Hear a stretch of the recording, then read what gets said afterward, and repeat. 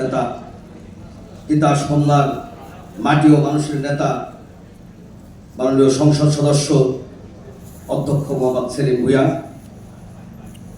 মঞ্চে উপবিষ্ট শিক্ষক, জাতীয় শিক্ষক নেতৃবৃন্দ, সামনে উপবিষ্ট বাংলাদেশের প্রত্যন্ত অঞ্চল থেকে আগত বিভিন্ন জেলার শিক্ষক নেতৃবৃন্দ, সর্বোপরি আমার হতভাগা নরেন্দ্রীয় শিক্ষক বন্ধুগণ, আসসালামু আলাইকুম।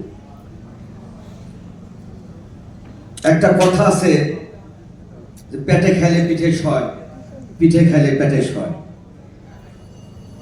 আর একটা কথা আছে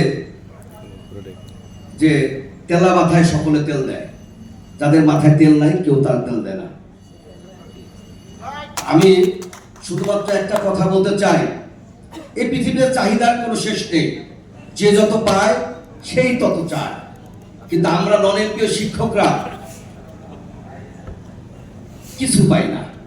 একজন বক্তা বলেছেন, আমরা যারা এমপিওভুক্ত শিক্ষক, যারা সরকারি শিক্ষক, জাতীয়করণ যাদের হয়েছে, তারা যদি এক মাসে বেতন না পায়, সচিবরা যদি এক মাসে বেতন না পায়, কি হবে? হাহাকার শুরু হয়ে যাবে। আর আমরা পাঠদান করছি, এই জাতির কাছে আমাদের নেতা মজুদ আছে। আমরা জাতির কাছে প্রস্তুত, আমাদের নেতা কিংবদন্তি শিক্ষক নেতা অধ্যক্ষ সেলিম ভূঁইয়া স্যারের কাছে গত 7ই অক্টোবর বিশ্ব শিক্ষক দিবসে ফরওয়ার্দী উদ্যানে আমাদের বর্তমান প্রধানমন্ত্রী তৎকালীন বিএনপির ভারপ্রাপ্ত চেয়ারম্যান তারেক রহমানের সামনে বক্তব্য দিয়েছেন। তারেক রহমান সেদিন প্রধানমন্ত্রী ছিলেন, উনি বক্তব্য দিয়েছেন বিএনপি সরকার ক্ষমতায় গেলে, আমাদের মিলন ভাই বক্তব্য দিয়েছিলেন বিএনপি সরকার ক্ষমতায় গেলে শিক্ষকদেরকে মাঠে নামতে হবে না। আমরা নন-এমপি শিক্ষকরা বিগত সরকারের আমলে সারা বাংলাদেশে আমরা তখনও ম্যাডামের কথায় এবং দেশটা তারেক রহমানের কথায় বড় কোনো আন্দোলন করি নাই।